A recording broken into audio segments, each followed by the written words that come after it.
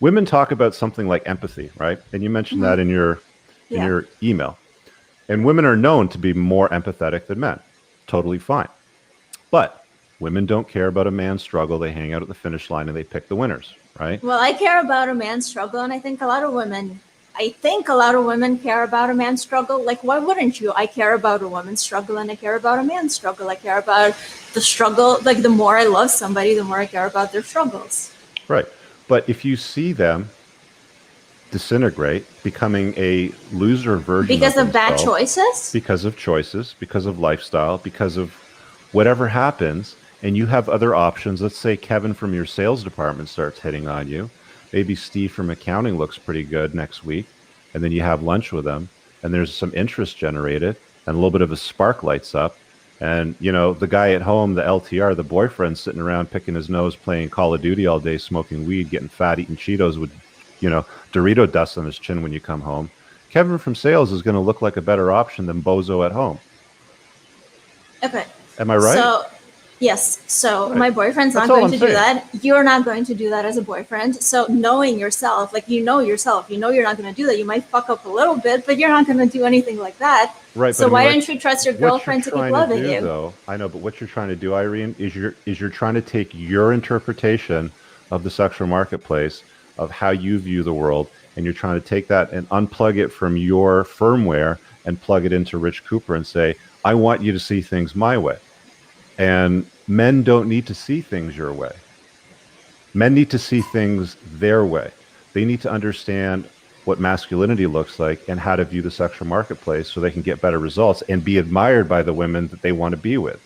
What's the difference between my way and like, what's disagreeable about what I said? What's disagreeable about my way? What is my way? I'm not disagreeing with you with your belief system. I'm not disagreeing with your worldview. That's a feminine approach to life, and that's what you should use. Men need to have a different belief system if they want to get better results. The problem is most men today are plugged into a feminine type of belief system, which gets them crap results. So the feminine belief system is it works for women, but it doesn't work for men. What is it? What is the feminine belief system? Like summarize what you're talking about, please. Well, I mean, you just used an excellent, example. Like, don't you want to be like loved the way that women, love, and you love each other in an unconditional way and blah, blah, blah, blah. But you also said in the next breath that if he stopped chasing excellence and became a loser, you'd probably bounce on him. But right? If your girl so turns into a blimp, you're probably going to bounce on her. Correct. So she also has to do certain things. But for different reasons. Women are beauty objects to men. Men are success objects to women. Okay, so if you totally fuck up the success part of the equation, the woman will bounce. And if she totally fucks up the beauty part of the equation, then the man will bounce. But you don't have to fuck it up.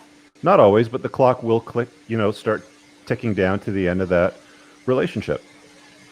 Okay, but can't two people trust each other to keep doing the right thing day after day?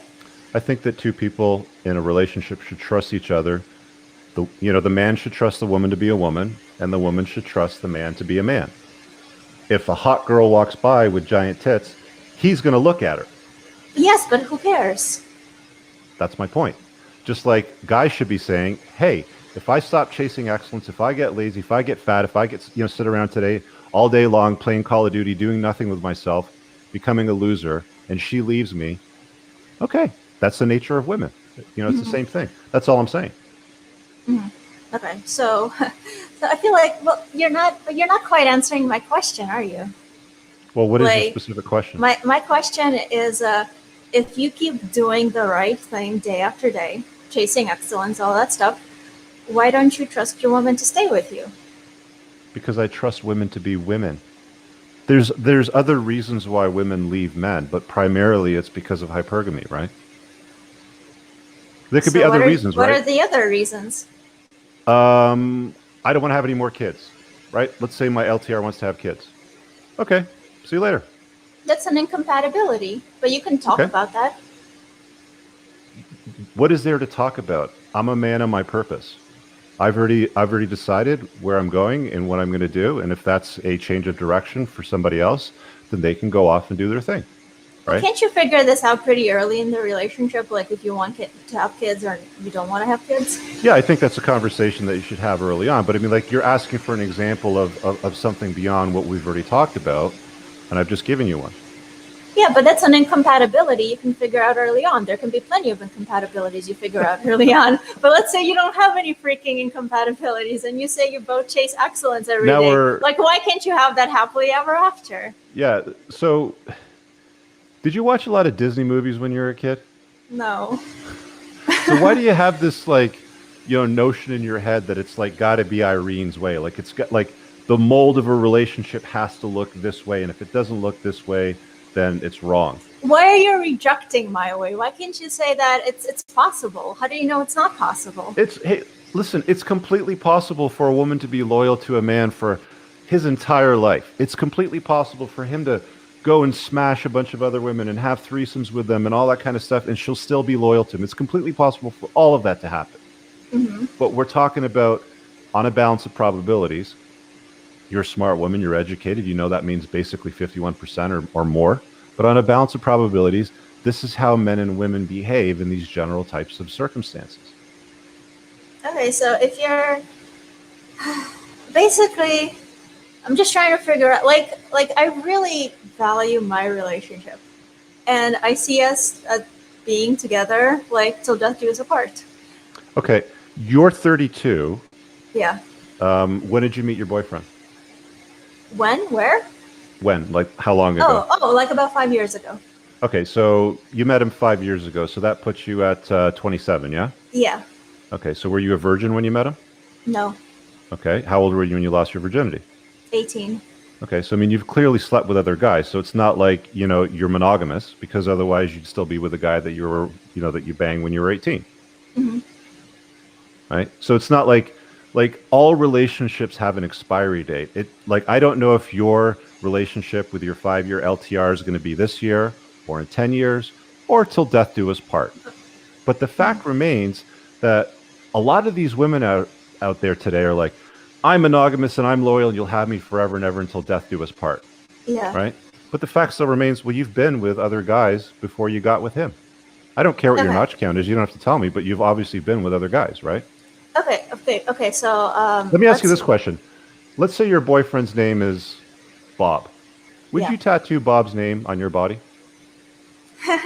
that was the most like that was the most aggravating part of your book, reading that suggestion. Let's say your boyfriend's name is Richard. Would you, underneath your breast, right over here, like right at the bikini line where nobody could see it, get a tattoo that says King Richard the Lionheart? So when you, first of all, no, I wouldn't, and second of all, why not? Because you guys are together forever, so why not? Because you wouldn't do the same, or my boyfriend wouldn't do the same. No. Men and women don't follow the same rules. I'm asking you the question. You're telling me that you're committed to him, that you'll be with him forever, that you love him, blah, blah, blah. Why wouldn't you tattoo your name on your body right there? Because it feels wrong to me unless he's willing to do the same. No, men and women are not. Because it makes me feel like an object. It makes me feel like a freaking object. And I'm not an object. I'm a human being. Okay, Irene, this is the lie that feminism has told women. What's good for the goose is good for the gander. No, men and women are different. Let me ask this question. Let's say you and I are out and we go to an ATM to go and withdraw some money. Mm-hmm. And a guy pulls a gun on us because he wants whatever we got. Yeah. What are you going to do? Are you going to fight him? No. No. Who's going to fight him? Me, right? Yeah. That's my point. Men and women are different. Okay.